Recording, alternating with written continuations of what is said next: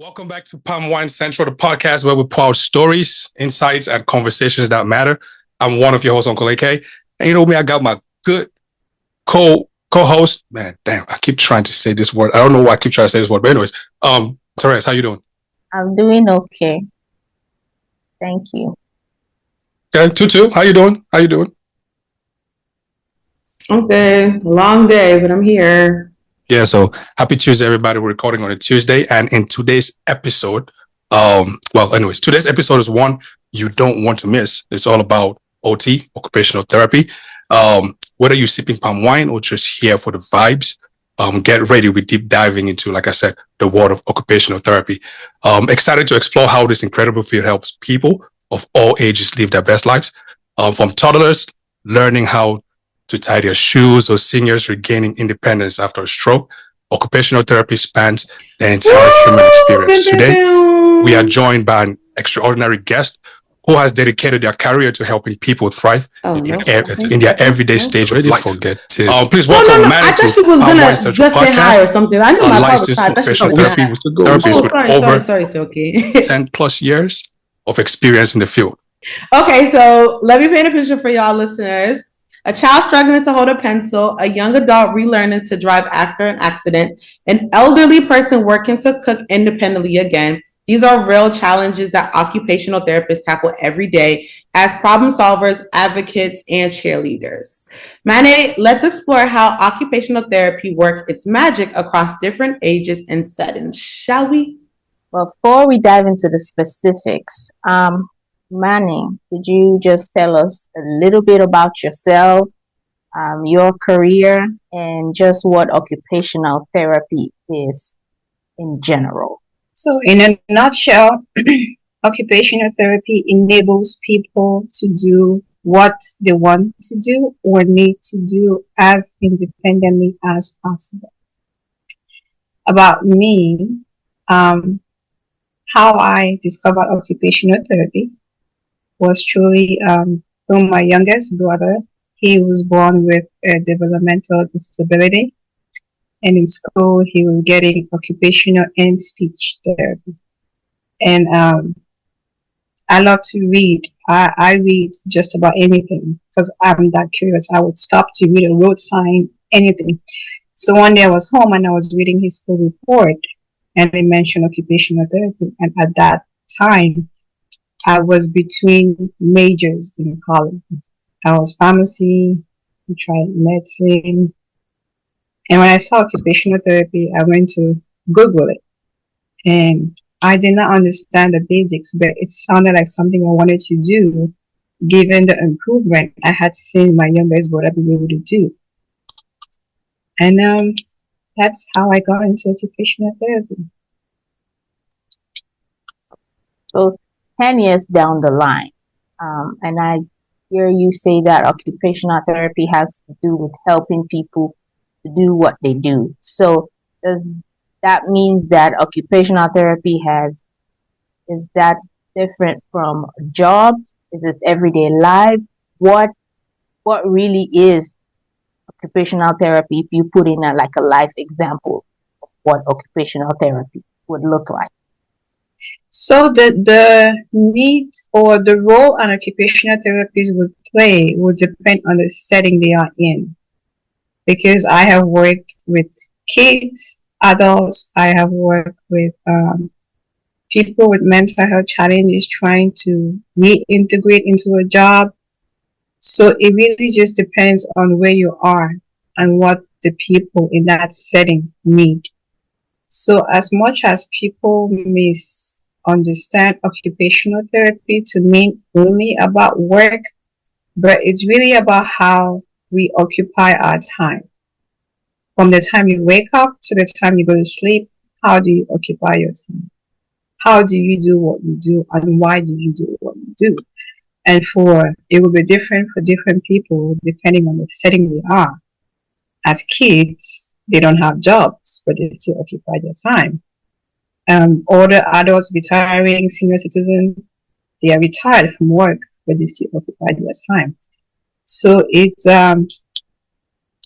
occupational therapy is really just identifying what each individual wants to be able to do or needs to do, and figure out how you can enable them to do that.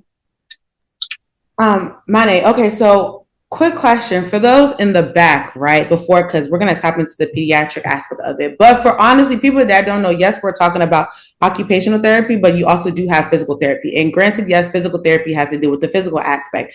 But for the people in the back that do not know the difference between physical and occupational, can you kind of break it down? And can you also like compare what the two might have in similarity, if there are any?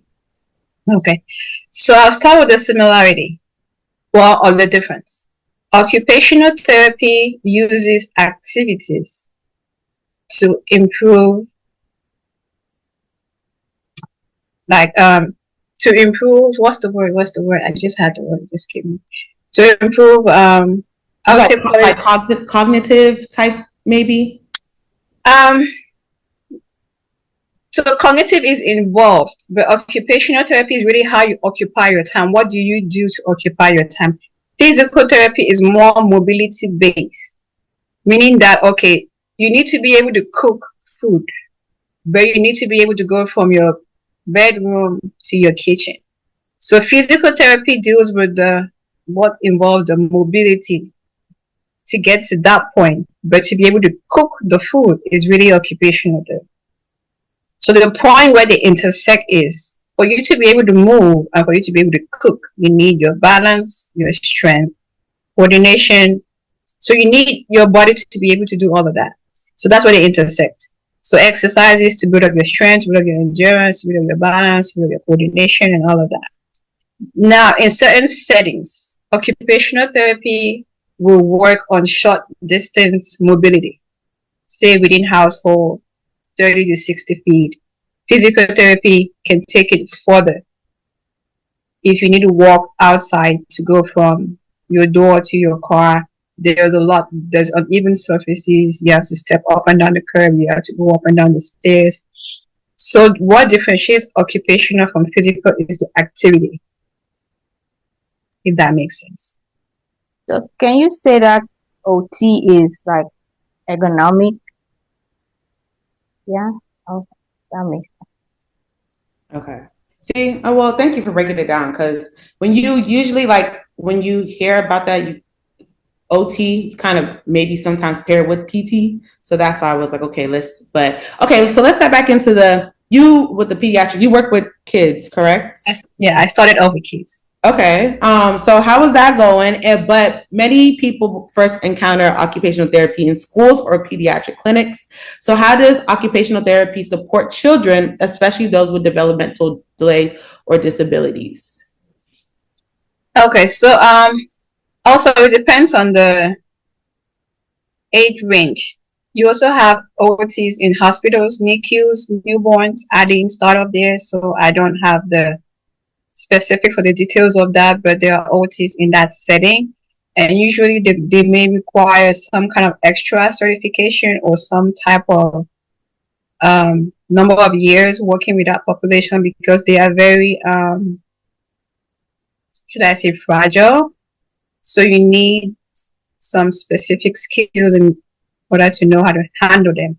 So I started off with toddlers, 2 to preschool. And we mostly work on fine motor skills. What you need to be able to eat, what you need to be able to ride, to be able to tie your shoes, to put on your clothes and take it off. Something as simple as being able to button your shirt required sessions on sessions, because for you to be able to do this, you might need to be able to use, like I was trying to clip my thing on here, there is a thing back here that you have to push. You need the strength to be able to squeeze it, hold it, and then clip it. So it's a whole lot of minute steps in order to get to the end goal. Take for example, kids start out by eating Cheerios. You need to be able to pick it up and put it in your mouth before they can hold a spoon to scoop, because you have fine motor skills and gross motor skills. So if they cannot do this, there might or may not be a challenge for them to hold the spoon and scoop it and then bring it to the mouth. Same thing with writing. The way that they hold the pencil can influence how they write. The way that they're sitting can influence how they write. And sometimes psychosocial mindset or whatever is going on at home can influence their ability to do what they need to do or want to do, which was kind of my challenge working with kids, because you're not only dealing with a kid, but you're dealing with outside sources and whatever is influencing their ability to do what they need to do, like attention span, focus, and all of that. So you don't work with infants, it's toddlers. Yeah, I started off working with toddlers. Toddlers. Okay, but Yeah. no. Okay, because I was about to ask a messy question, like which one is difficult to work with? Because sometimes you have like a high schooler schools like, the elementary schoolers, I can't do the high schoolers. So I was gonna ask. Or do you I also think it depends on your interest, because if you really like a certain population, then you would devote whatever is needed in that for that population set. Like for me, like I said, my challenge was not only working with the kid, but the kid is supposed to be able to transfer that skill to the home setting. Say, for example, I worked in a outpatient where I would train a kid I would use 1 hour to do other activities to end up with practicing how to tie your shoes. At the end of the session, I would educate the parent on ways to allow the kid to practice these skills at home. They will come back the next week and we're starting back from zero, because truth is a whole of patience is needed to sit there and watch a kid. I don't want to say struggle to tie their shoes, but the only way they learn is by doing it. But then when you're home, maybe you're in a rush to go somewhere, you don't have the time to sit there and watch that kid tie the shoes. So the next time they come, it feels like we are starting back from scratch, because I have the skill to know how to challenge that kid or to facilitate the child's ability to tie the shoes without feeling frustrated, because I'm not rushing to go anywhere. So sometimes I would have to educate a parent that, okay, if you know you have to leave the house at X time, can you start getting ready at X time? But there are too many moving pieces if they have other siblings and all of that. So that was my challenge with school system and outpatient. So I'm glad that you touched on the parents thing, because I don't know, and I don't know if you could tell me if you're involved or not, but when say you're in a school setting or whatever the situation is and you're dealing with a toddler, and the toddler or the family is now finding out that the child has to receive occupational therapy. Are you there for that, like that whole setup to like kind of, be introduced, or is it just like maybe the doctor is telling you and then they get sent to you and then the parents, and then it's a whole like cycle? So this was 10 years ago. I don't know if it's still the same today. So the kid will have what is called an IEP, which is a meeting to determine if, and usually it may have seen their pediatrician and they may have recommended, speech, OT, and all of that in the school. So they will have an IEP meeting to determine if they need OT, PT, and speech, or just one or the other. And then once that is determined, then they will notify the school therapist. And then the therapist will do an assessment to figure out what skill to work on. Is it fine motor for writing, or is it fine motor for... Yeah, it's been 10 years, so I'm not sure exactly what the process is now. Okay. And how do you partner with parents and teachers? And I know you already spoke about like the techniques being used when probably on site or in office versus being at home. But if you could kind of maybe just dive a little bit deeper into that, and like what is the dynamic with the parenting and the parents being involved? Because I know that you said that obviously a good support system or parenting, a great, parental support is needed. But can you just touch a little deeper on that? Well, the collaboration is more education. So when you have the session with the kid, like I said, back there was 15 minutes was 1 hour per session, but it's really 15 minutes. Then you come and you educate the parent on this is what we did. Sometimes the parents are in the session. Sometimes they choose not to, because for some people it might just be the time that they have for themselves.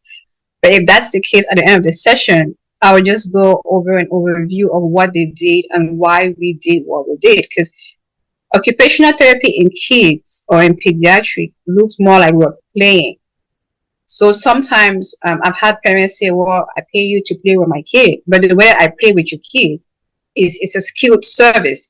It's hard to explain because all you're seeing is the outside, but there's a lot of mental work on my part to get them to play a certain kind of way or to do something a certain kind of way, because that's really the only way you can occupy a kid mentally. Like an obstacle course, they're running around balls, going under tunnels and all of that. They are playing, yes, but they're either building strength, coordination, or have a kid pick up beams from or play with Play-Doh. They're working on fine motor skills. So I would educate a parent on ways to engage this kid at home. Another challenge I had was that it felt like some parents' comment felt like I was telling them how to parent their kid, but that's not my job. So all I had, like I said, the reason I didn't stay there for long is because I felt like I was giving therapy more to the parents than the kid, and also the questioning of my professional skills is, yeah, it was a hard place for me. But there are people who work in it, they love it and they thrive in it, and that's the beauty I love about this field, is that you can work with any setting, in any setting, with any population, and you just need to find your niche and thrive in it. Do you have a success story, like a happy story that you want to share, or like something that just makes you smile from time to time when you think about it, like, oh my God, I did that. Like, I'm that girl. With kids or with adults? Because like I said, it's been 10 years that I worked with kids. Let me What's see. the one that gives you the most like butterflies, the most like, I would say mostly adults, because I grew up with my grandparents, and before I even knew about occupational therapy, it was hard to watch them struggle with losing their independence. Like, they love to cook, go to the farm and do all of that. And even before I knew what occupational therapy is, I don't recall being the one to jump in to do for them. I only would jump in if I found out they were struggling or their struggle was unsafe.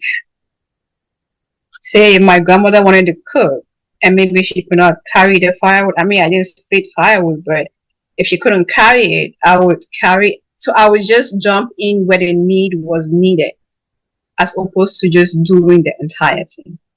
So when I discovered that occupational therapy was really that, it was like a light bulb just went on. Mane, I want to get your take on this. Do you see Montessori as part of child OT or chance? Is there a correlation there? Not that I know of, but there's a possibility. Yeah. Okay. Well, speaking about adults, right? And I know you said that adults are sort of less challenging than the kids. Sort of.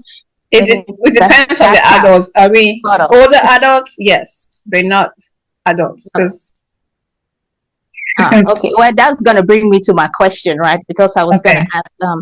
Sometimes us adults, especially for someone who midway just lost their independence, right? How do you approach that adult for the very first time? How do you smooth things over until they can come back for another session? How do you set goals with that kind of client? So I have do you say client or patient? So it depends on the setting. If it's outpatient, it's client. If it's inpatient, nursing home, it's patient. Got it. So I have mostly worked in skilled nursing. which is subacute. They come there from the hospital. I only recently started working outpatient January of last year, which is an adult daycare. But in the skilled nursing, my approach has always been, the question after doing the assessment, like what were you able to do before now? My question is, what would you like to be able to do at the end of your stay here? And based on that, then I'll come up with goals and ask them what they think, or what is your primary goal. Because I could think that, oh, this thing is good for them to achieve first. But if that's not what they want for themselves, it's almost like we're working against each other. And the beauty about this field for me is because when I started off with thinking that I wanted to be a pharmacist or a doctor. And I quickly realized that I didn't, because at the slightest challenge, I was ready to throw in the towel. I was like, this is not for me. But when I discovered occupational therapy, it wasn't any less challenging. But I would go home fussing. I would wake up the next day and want to do it all over again. And each time I approach I don't like to use the word difficult patient, because everybody has a difficult day. I would just say they're having a challenging day. And I have way too many stories that I will be going through a difficult day, and I'll say, well, think of this patient you worked with. You're not having a difficult day. And even when I go see them and they're having a difficult day, I am more on the listening end. I'm not quick to fix. I'm not quick to be like, oh, what do you think about this? I will listen all through to the end, and then my next question will be, how can I help?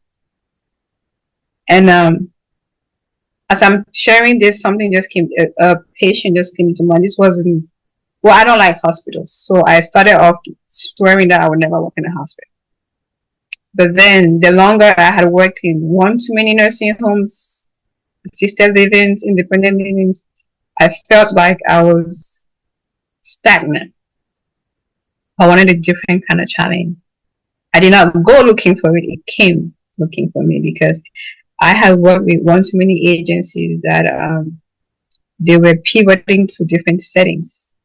So I got a call from the very first person who hired me. Actually, he hired me. I did my clinical with that company. And then I was done with the clinicals. They were looking for somebody to hire. A guy I went to school with, he sent me a text. He was like, oh, so-and-so is looking for somebody to hire. Are you ready? And I said, yes. I sent the text, and he just replied, and he said, you're hired. And that's it. And funny thing is, most of the jobs that I have gotten, I was hired through text messages, through people knowing me. Yeah, people knowing. So, oh, I saw your name in blah, blah, blah. You have a position. But yeah, this one patient I worked with in inpatient in the hospital, transitional unit. They came from the hospital, transitional before they either go home or go to a nursing home. Visually, she could not see, and she had a lot going on. And the nurses were like, "Oh, she's so difficult. Do you have her today?" Blah. So whenever I hear that, I always save that for last, because if really they are difficult, I really don't want the energy of that session to transfer over to the next person. So I'll save them for last. So I saved her for last. Not that I was avoiding her, but just not wanting to transfer that energy over to the next. So I knocked the door, I opened the door, and I walked in, said my name, and then she was quiet. And I said, okay, I'm here for an evaluation. I asked the questions, and I said, do you have any questions for me? And she said, I love your energy. Like, I still get goosebumps again, thinking about that stuff. And I said, thank you. She said, I can't see you, but I know you're pretty. I was silent. She said, and I mean pretty, not in face, but in heart.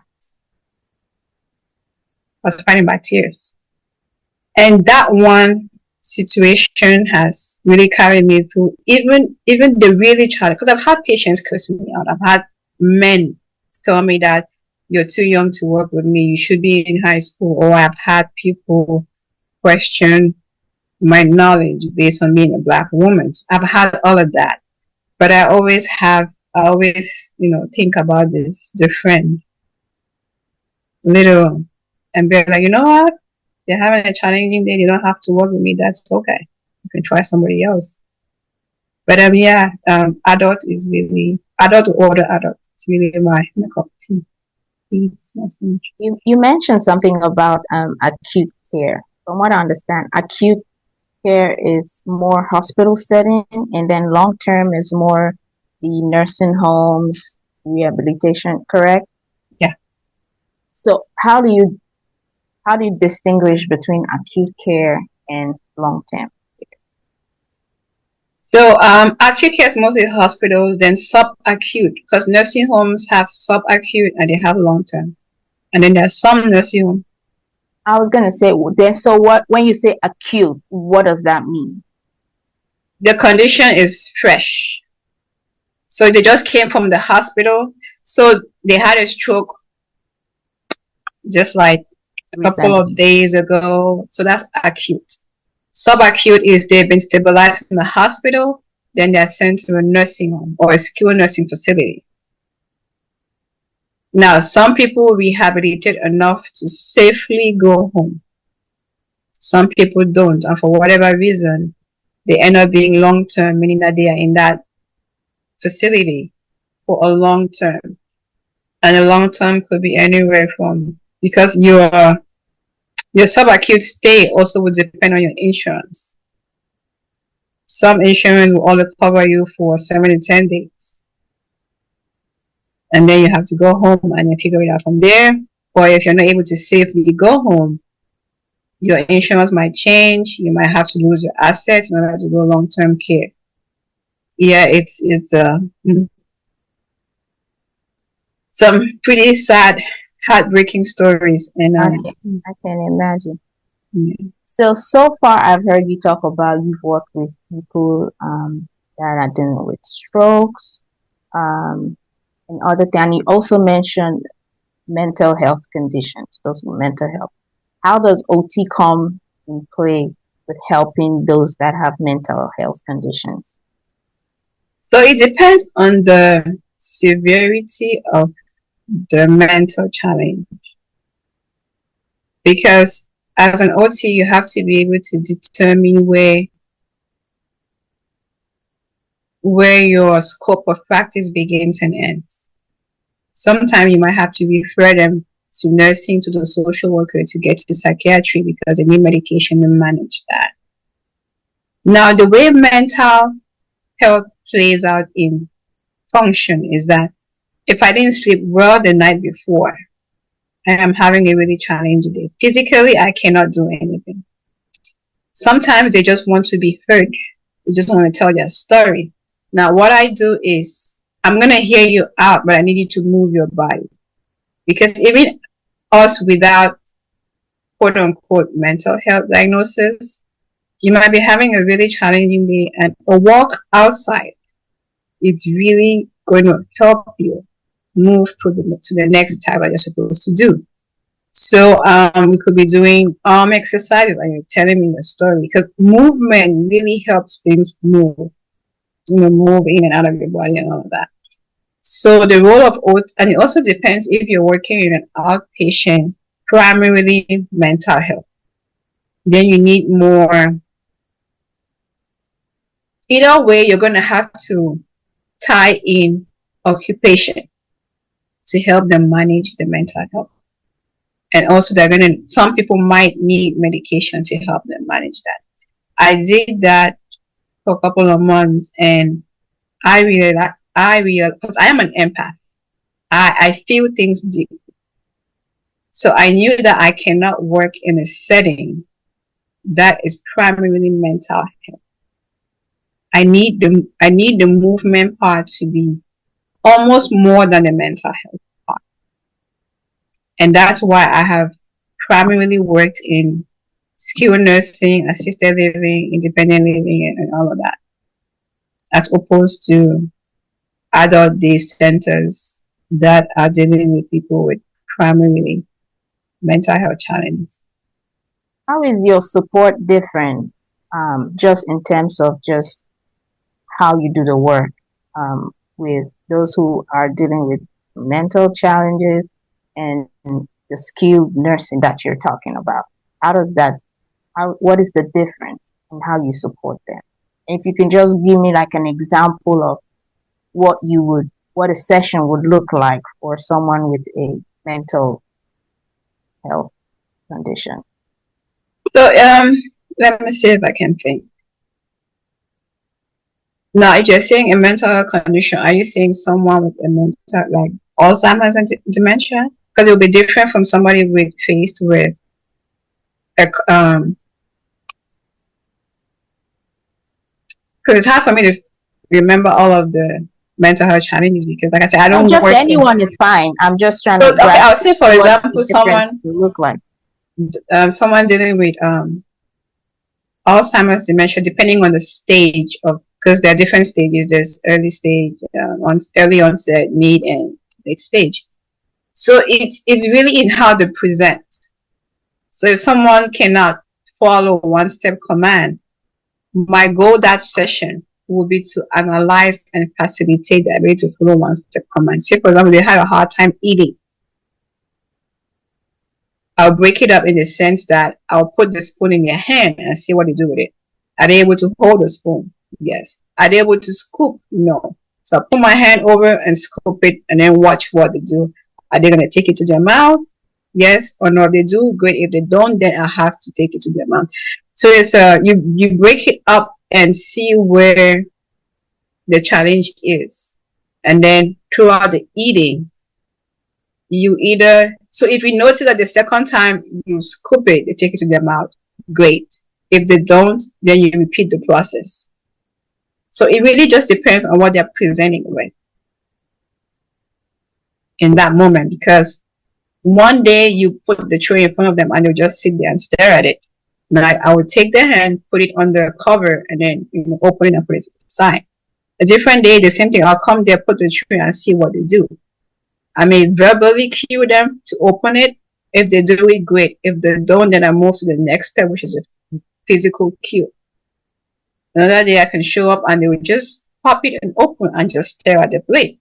And I'll ask, are you going to eat? Are you ready to eat? So it varies by day, but you have to grade it in a way to assess if they have carryover. Meaning that what you did yesterday, are they able to carry it over to the next day with just a visual cue? Because another example, say somebody had a stroke. To assess cognition, if I give you a toothbrush, are they going to brush their teeth or are they going to brush their hair? Depending on what they do with that, it tells you what to do next. Because I've had people, you give them a comb, like a hairbrush. The bristles are bigger, but some people have tried to use it to brush their teeth because whatever the stroke did, has kind of altered things in their mind. So it really just depends on what they are presenting with in that moment. So every case is different. That's very different. Yeah. Like two people can have a diagnosis on paper of a stroke, but they have a totally different presentation. So we're constantly on our feet. It's like you have to think and rethink. You're like, okay, they did this. Then what do I do next? Mane, so as we get older, independence becomes important, as we age and things like that. And obviously you have, I don't want to say that issues, but you'll have like declining function. There we go, a decline in function. So you're dealing with dementia, you're dealing with Alzheimer's, you're dealing with Parkinson's and all this different stuff. Because this just came to me, what is like the longest, I guess you can say, care time, or like the term that you can care for somebody before you kind of say like, nah, that's not working, or okay, let's just wait it out a little longer and then let's see? Because have you ever had to You know, has there ever been a situation where it's like, okay, well, I just don't think it's working, so we're just going to have to let it be, or we're almost right there, like right there? So it's a lot of moving pieces. And as sad as this may sound, the duration of therapy is really controlled by insurance. Some insurance will only cover you for 10 to 7 days. Meanwhile, depending on the severity of a stroke, it might take you 3 to 6 months to recover. And the window of opportunity with stroke in general, but like I said, strokes have different presentation. 3 to 6 months is really your best bet, depending on the severity. But some insurance, I'm yet to know of any insurance that will cover you that long. So once the insurance doesn't cover it, then it's just like, well, that's it. Yeah, that's why part of what we do is caregiver training. We can only train the caregiver to either maintain that skill, to not decline it.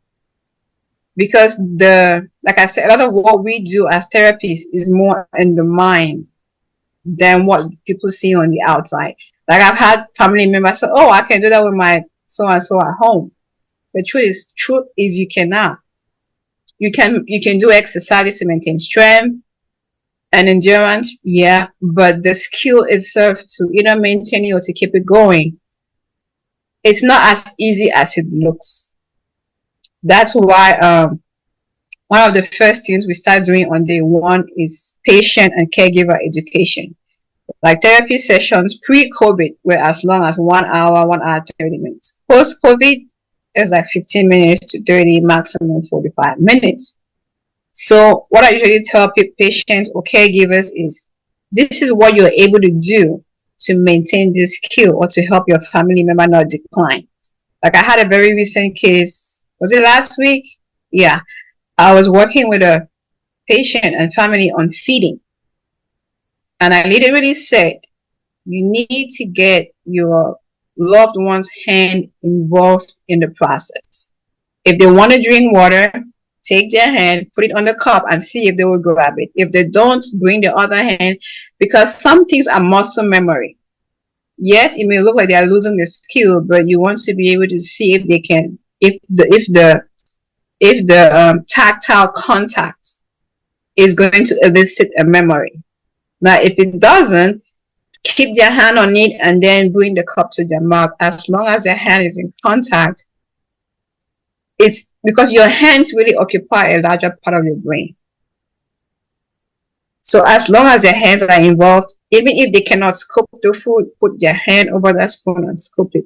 So I spent an entire 40-minute session educating the family member on why you should help your family member to maintain this skill.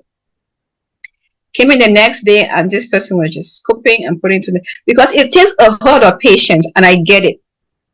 But then if you're going to complain that therapy did not help, the training I gave you was to carry over that skill, because like I said, insurance only covers for a certain amount of time.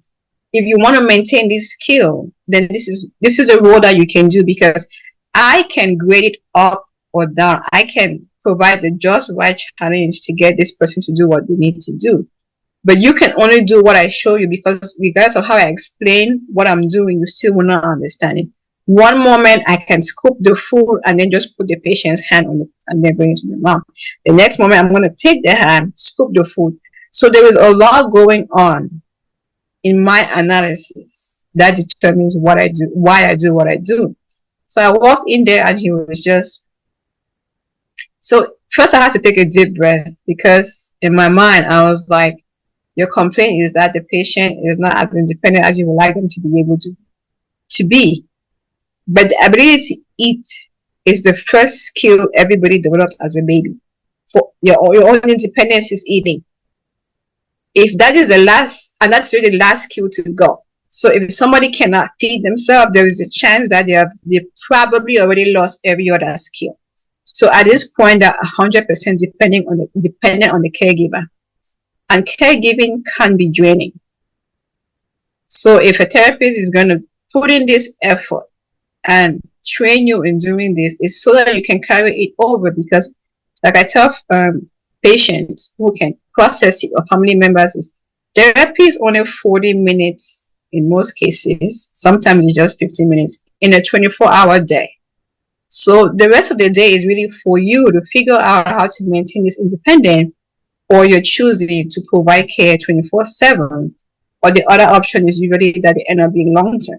When we're dealing with senior citizens or elderly, what interventions help seniors stay active and engaged? Like what type of activities would you probably do with them? Or if there's like specific activities that can be done, or it just varies?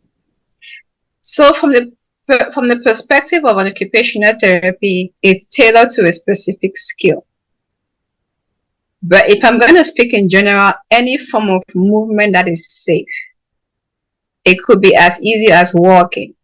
But now, are they safe to walk outdoors? Do they need a cane or walker? There are videos of, home exercise that you can do sitting down.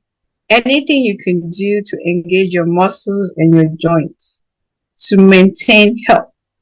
But now, if there is a physical limitation that requires a skilled therapist, then you would need to see them for them to tailor a treatment to address what the decline or what the limitation is.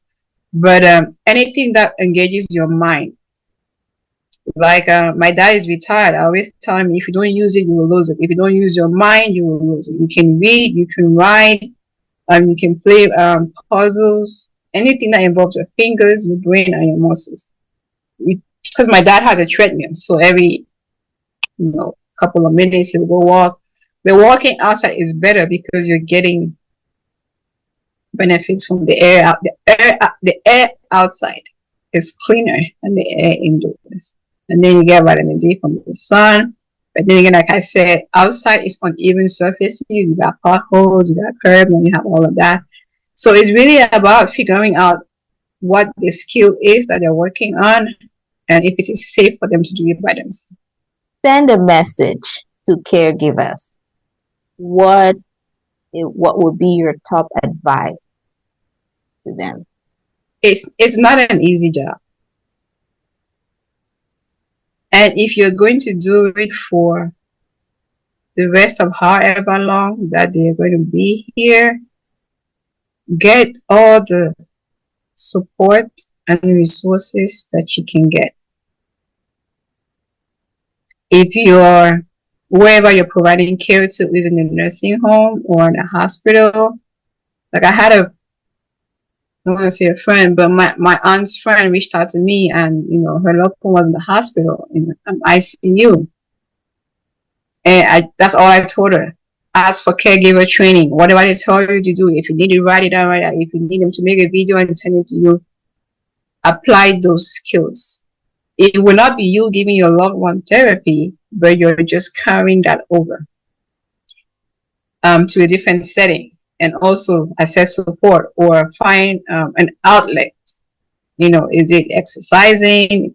It has to be a healthy outlet, because you need to be healthy in order to be able to provide care. So resources, support, outlet, because like I said, caregiving is like hats off to caregivers in nursing homes, because it's not easy. Like every form of therapy, right? It has to end sometime at some point. How do you know that your work is done with the client or the patient? So in skilled nursing and even in acute, subacute, we have what we do progress notes. We have weekly progress notes, and then we have recertification. So back in the day when insurance wasn't so cutthroat, each time you do the progress report, you should be able to update those goals. Now on paper, they're just numbers. But back then, you had like a patient from the beginning of their stay to the end of their stay, and you could see this progression. Very rarely because pre-COVID and post-COVID times are kind of a blur at this point. But If there was really no carryover, if they were not improving, even if in the smallest way they were not improving,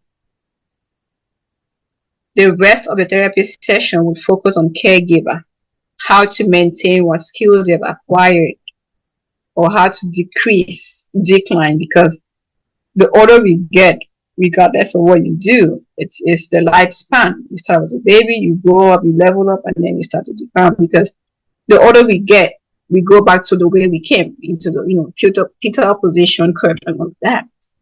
So we really can only, when we get to that point, we shift over the caregiver training on the ways that you can maintain a skill. But now it's therapy almost doesn't even have a say in how long the sessions are. Yeah. And even when we do want to, and the funny thing is, this might sound really funny, but the story is always that therapy said that, or therapy cut. But therapy doesn't have a say in that anymore. Because back in the day, we would say, oh, this patient would benefit from X, Y, Z, and it would really be applied. And now it's not. It's the payer source. It's whoever is paying for it determines how long. Or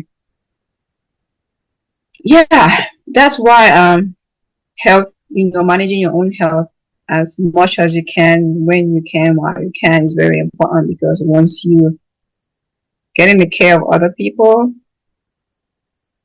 there's no telling how that unfolds. You have to, if you are cognitively with it, you really have to be your own advocate. If you're not, you really have to have a strong caregiver.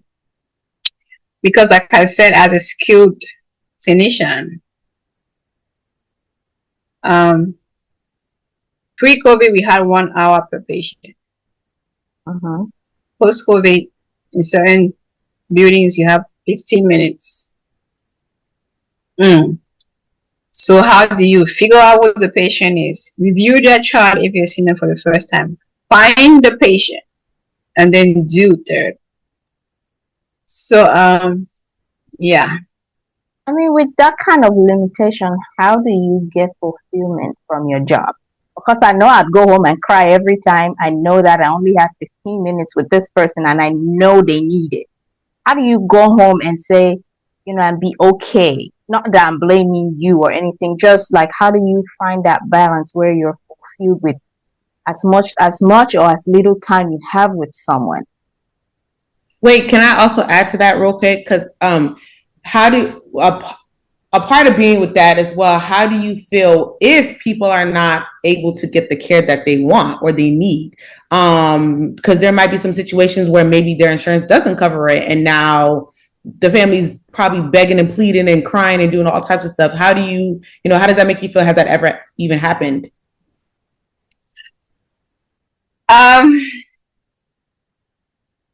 So I used to work full time. I quit during COVID for that reason. And when I quit, I wanted to go into anything else but healthcare.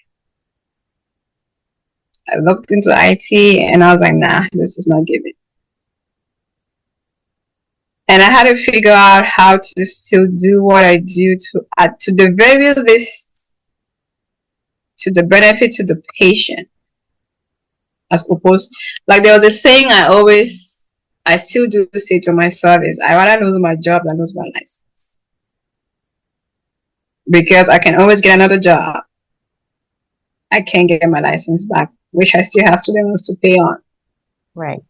So that's exactly why I quit working full time. Now, I'm not saying that it's less challenging. I get to make a lot of choices that benefit the patient and myself. Because if I get overworked and I pass out on the job, guess what happens? I hire somebody else. So if I have a 15 minutes patient and I clinically believe that this patient can benefit more than 15 minutes, I will work with them for the time that I believe that they can use the skill and then build that. Now I've been questioned like, why did you do that? And I'm like, it's in my documentation. But I can't always do that. So I have to figure out who really needs more time. Now there've been high functioning patients who don't really need me for more than 15 minutes. Now, if I was in that facility the day before and I saw this patient, so I already know who it is and I have to look for them. I have an idea of their medical history and their occupational therapy treatment plan. So I'm going to figure out what they really need to work on. Almost always is standing and moving because they're mostly either laying down or sitting. So I figure out the skill that they really need to work on or the skill that they don't get to work on in a 24-hour day and work on that skill. So that's really how I play around. Because if not, like I say, yeah, during COVID from 2020 to maybe to the end of 20, I will go home and be like, nah, because the people higher up, obviously, is numbers. You don't see patients, and almost always the people higher up are not skilled in the profession. So I can't spend my entire life explaining to you why I think this patient is more than 15 minutes. If you think that 15 minutes is all there is, then I just go find me a different company that at the very least can give me more than 15 minutes. So being an independent contractor at least gave me that flexibility to somehow practice as the clinician that I am and not just drive by therapy for 15 minutes here and there. That's standing on business. You know what I mean? Let's speak a little bit more about challenges because that's what we've been talking about. Telehealth, is that something that is being done in OT? I believe it started during the pandemic. I personally never did it because as an occupational therapist, we are hands-on. So I don't know how people who did telehealth did it. I heard it was using PEDS too, because you're pretty much telling somebody, the caregiver, what to do. And some things require hands-on in the beginning. Now, if it's an initial evaluation, I would think that you need to be there in person, and then you train the caregiver, and then you have sessions to follow up to see if they're applying what you train them. But I never really, because I remember during COVID, there was an additional code that came up as telehealth. That when you bill, it would ask you if this is in person or if this is virtual. And I never billed virtual because I never did virtual therapy. I wouldn't even have done it because, like I said, I don't know, there was a training that you had to do, but I did not see how as an OT. But I'm guessing if it was used or if it came up, then maybe it worked better. I don't have the information or the details about it. So from when you started working as an OT to today, right? I'm pretty sure that technology has helped you, or let me say OTs in general, facilitate that job or make their jobs easier. What tools would you say you've used or would you recommend to other OTs, right, in this field?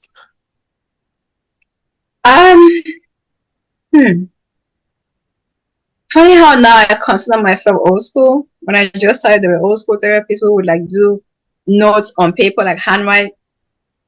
And I think the one thing that really helped me back then, which I think is valid, is translation. Like where I started, there were a lot of Spanish speaking patients. And one thing I told myself when I was in community college was that I wanted to take a foreign language, but I was lazy. I took French because I did not want to have to do an additional class. So I tested out of French because from Cameroon, I spoke French, I wrote French. And then when, got on the job and I was like, whoo, I wish I took a Spanish class. But guess what? We had tablets or iPads where, the patient would speak or would translate, then you would do that. But today you can do it on your phone. So you don't need the whole tablet thing. But I haven't worked in these settings, but there are settings that have how you call this thing? Is it augmented technology? Actually, I recently started in a new facility that that has some video kind of thing that engages the patients. Like I said, I always tend to navigate back to old school because force of habit nature, it's I feel like I'm engaging the actual skill as opposed to using technology to do it. But not to say that technology is not beneficial, but to me, I'm in that phase of this worked, and if it's not broken, why you want to fix it? But I'm sure this new age OTs or PTs probably are being trained on how to use, all these fancy gadgets. Yeah. Speaking of the fancy gadgets and stuff, and that's if you've spoken to any new PTs, I mean OTs or PTs of late. How do they use? How do you or how do they use AI, or have they been able to integrate AI into their day-to-day workflow if they've been able to do so on HIPAA, right? So how does this show up in today's workflow? I'm still struggling with using AI. I know you've schooled me on the whole AI thing, and I think I'm getting to a point where I have to find a way to use the benefit, to use the good of, use it for the good of it. Is that even a thing? Mm-hmm. Because like I said, I'm struggling with feeling like I don't want technology to do what I can still do. Because as an OT, I train people to use their physical skills for as long as they can, while they still can, as opposed to letting technology speak for them. But I think maybe one way AI, or maybe not AI specifically, but technology in general, is documentation. Like back in the day, people used to handwrite. Now the software they use is such that there's drop down. But to me, I feel like it's not personalized to that patient because, like I said, I work in one too many facilities to count. And when I want to get update on this patient, and all somebody used was just a drop down, you're not giving me any information. You're not telling me how much assistance they needed. What exactly did you do with this person? Because the drop down is generalized, it's not specific. You can still use the drop down, which I do, but I go in there and I type. I facilitated physically, verbally, and all of that, because that tells me, okay, say I don't document that, the next person coming to see that patient, I don't know if they care about that information, but I do care about it, because sometimes I'll go read 5, 6, 7 notes back because I want to know how much physical assistance they need. Or if they don't need it, then I can, in my mind, tailor the treatment for them based on that information. So, yeah, I think it's being used, from what I know, it's being used in documentation, but it probably could be used in other ways. I think I've also seen in the hospital there's speech to text. You can verbally, state your notes and then it will type it. But then if you don't have, for lack of a better word, their accent, you still have to edit it. So I might as well just type it. I mean, it takes longer, but which ties into the other frustration is productivity, because you got 20 some patients in an 8-hour day, and you gotta document and you gotta meet productivity. Music number, why I became an independent contractor, because I can't. But what if you can? Say, for example, right? You have a device that, when you're done seeing your patient, and the time you got to see the next one, you could document your notes.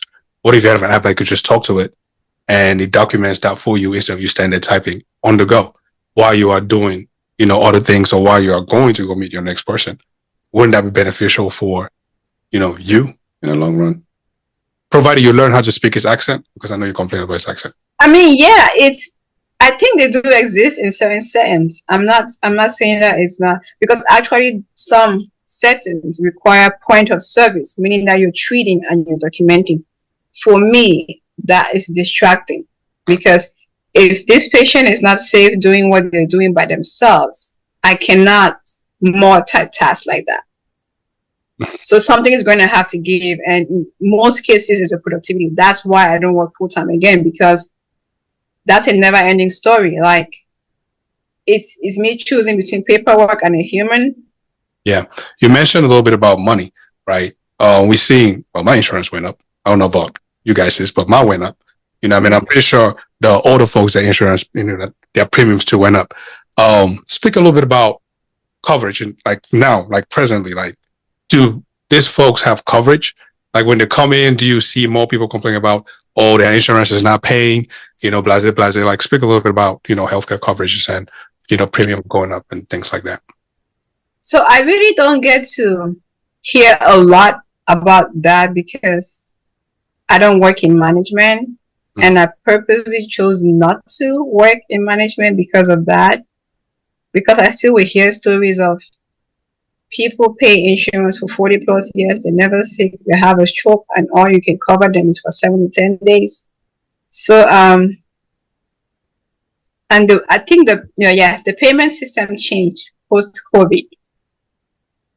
So all of that to influences, you know, payment. Now, if you get cut, you get cut. As a therapist, I don't have a say in that. Now, the patient or family can appeal to get more therapy days, but it depends on a lot of things, which therapy has little or nothing to do with it. Even though most of the days they'll say, "Oh, therapy said you're not doing any better," or "Therapy says you stop progressing," but it's really never therapy's decision whether people stay or not. For the folks who have never gotten the chance to experience, I mean, like in their family, right? Somebody, an OT or PT come in and have to deal with, you know, any of their family members, right? And they might not probably have a soft spot for this career or this field. What message do you have for them? Like, how can society help OTs and PTs be better at their jobs, or those who are thinking of going to the field? What advice do you have for them, right? Is it an easy field to get into? What should they look out for? Things like that. So a mindset I have is don't knock something until you try it. And if you don't want to try it, still don't knock it, because you never know until you try. Some people may never need to experience occupational therapy, but that doesn't mean you should dismiss it for other people who might have a good outcome from it. I don't know how the society, well, I think a way as the society can help is just be open-minded to be educated about what this, because there are some people who will tell you that their lives or their loved one or their kids' life took a 360 thanks to occupational therapy. And I can say that for my youngest brother, which is the reason I got into it. When we came to the US, I never thought he would ever be able to use a phone or get on the computer and look for something. One too many things to count. And then we were sitting at home, and then he just went on the computer, he looked up something. He was like, "Oh man, come and see." The fact that he even said those words was more speech therapy. But for him to be able to do for himself what we did not think that he'll be able to do for himself, it's just thinking about it makes me teary right now. But it's a lot of ability to do that we as quote unquote normal people take for granted. Something as simple as getting out of bed. You know how, have you ever tried to sit and then watch somebody roll out of bed and not help them? And not that you're not helping them because you don't want to help them. You need them to use what they have, or if they don't use it, they will lose it. Like I had a patient I went to get out of bed for therapy, and they stood there and they were like struggling. And actually, I'll give you a different example. So it was an African couple. I think the man was a renowned somebody in an African country. I won't mention an African country. The wife was there and the son was there, and then he was in a wheelchair. So I went there, introduced myself, and I said, "Oh, I'm here to see you for therapy. Could we go down to the gym?" The wife said, "Oh, he's tired."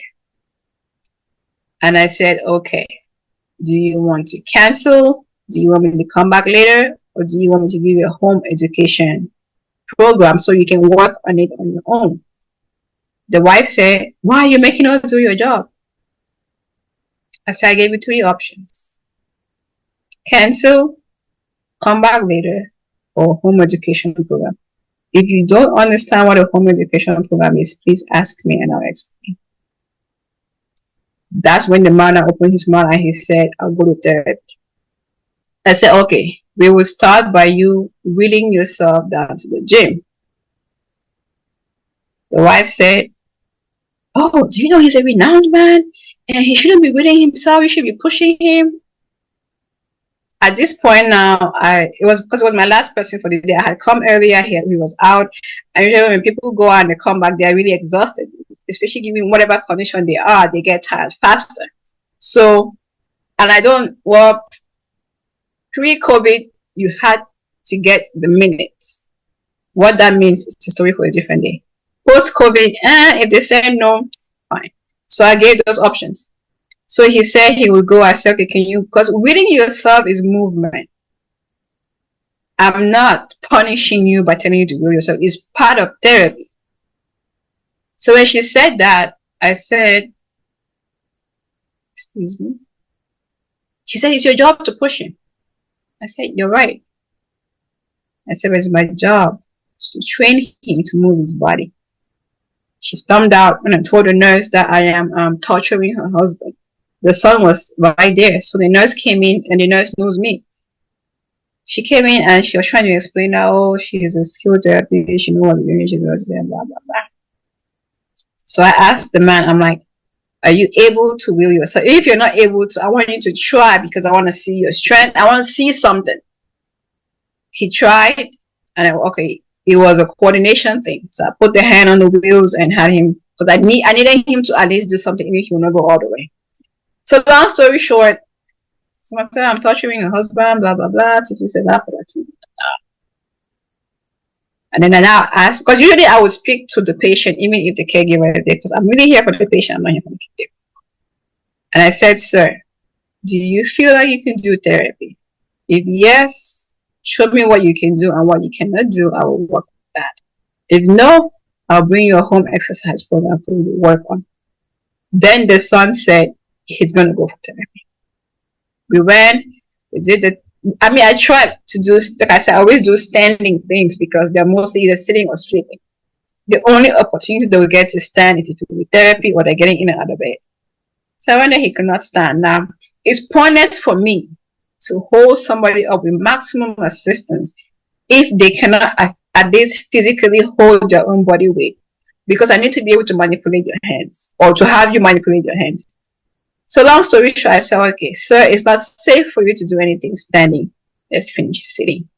So I'm sharing this particular story just to say that if you don't understand something, ask for understanding, as opposed to looking at it like really. Even if I wanted to quote unquote torture your husband, I'll do that in your presence. So yeah, I've had one too many of such experience, and sad to say, it's mostly been Africans. Africans, black men who would tell me that, "Oh, you're too young to work with me." I'm not here based on my age. I'm here based on my skill. So yeah, it's just be open-minded to being educated. And now with AI everywhere or Google, just Google it. If you don't want the clinician to explain to you what they're actually doing, even still, Google will not give you the specifics because, like I said, different people have different needs. So just be open to understanding, or listening, or asking questions, because it's funny, the profession OT is over 100 years old, but I still have people who will be like, "What is that?" And I'd rather you ask me what it is that assume to know what it is and it's not, or just dismiss it because it's not as fancy as, I don't know what else is fancy. But and for anyone trying to go into the field, my recommendation is that you shadow somebody, you watch people do on the job, figure out what setting you want, figure out why you want it. Don't go in for the money, because if you don't like it, the money will not, it will not compensate for the challenges that is, especially in this, all the changes going on. When I started, I didn't know how much OTs make. And even to this day, I don't know exactly how much I make until the end of the year when I'm doing my taxes, because yeah, it's enough for me to live a decent life, pay my bills, pay my school loan. But I truly, from the core of me, love it to the point that even when I'm not at work, I get excited seeing people do what they want to do or need to do. Like, I went to visit a friend, her kids were in the kitchen cooking, both the girl and the boy. Now, as a parent, it's a life skill. As an OT, it's an early start to independence. Like, our parents, saw cooking as for the woman, and then the man did whatever. Cooking is really a life skill. It's not a woman's thing, or work is not only a man's thing. So it's just really how you do life. And even though I did not stay in Pete's forever, I get excited just watching kids do what they do, because there's a lot that goes into it. And sometimes it's try and error, and then when they get it right, you get excited. But yeah, I feel like I'm an OT all day, every day, even when I'm not at work. And like I said, like they say, if you love what you do, you never have to work a day in your life. Me, some days I don't pull my hair out, but in the core of who I am, I love what I do. Nice. Well, ladies and gentlemen, there you have it. A masterclass in OT, occupational therapy. Terez, Tutu, any last questions that concerns questions before we close? Yes, so I have one.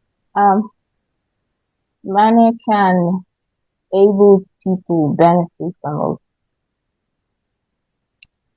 Yes, it just depends on what they want to work on. Like, an area I have been pivoting into is health management, which is managing chronic medical conditions. Like, because for myself, working in healthcare for 10 years, I noticed that almost everybody had a diagnosis of diabetes. And to see how unmanaged diabetes played out was one of the scariest things ever. From losing your sight, to having wounds that don't heal, to losing your limb, to kidney and health dysfunction and all of that. So I started to pay attention to my blood sugar levels. And when it was at a pre-diabetic level, I felt like I was pretty healthy. When I saw those numbers, I was like, no. So I took matters into my own hands, and I was able to reverse it, reverse pre-diabetes, because diabetes is the underlying cause of so many medical conditions. So I began to pivot into health management. Now at work, I don't really do it at work, in a work setting, because it's more suited for like private one-on-one interactions. Because these institutions, the meals they serve sometimes doesn't reflect the conditions they're dealing with. And I don't have any control.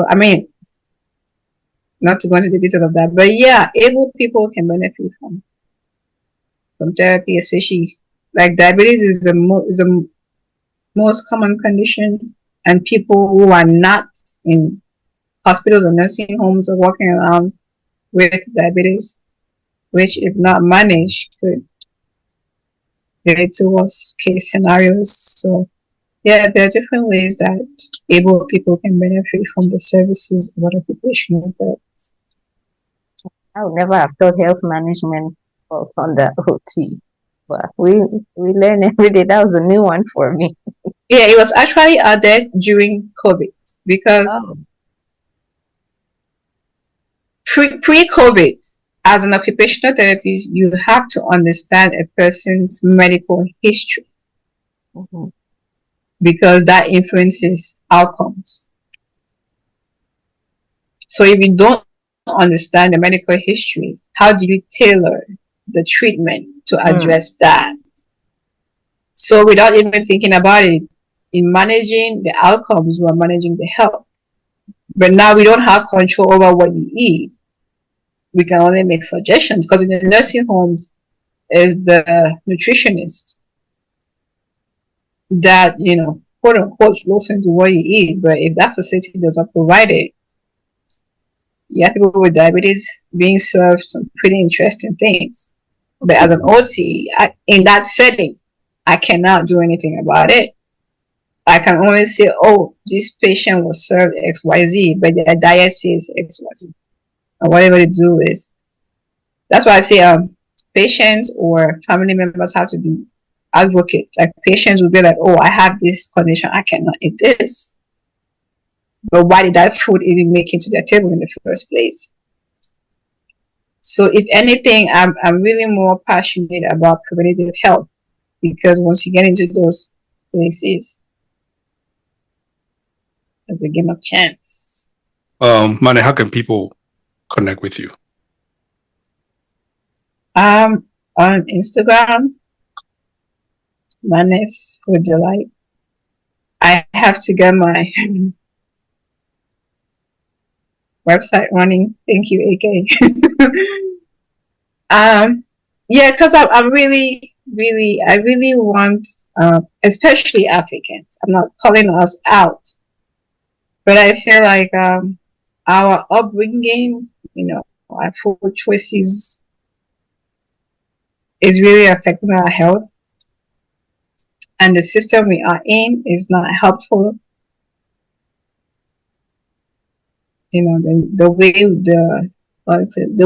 the way of life here is very different, and even if you're back home and eating from farm to table, which was better, but with the advancement in technology, food quality is, I don't know, at this point even breathing air is scary.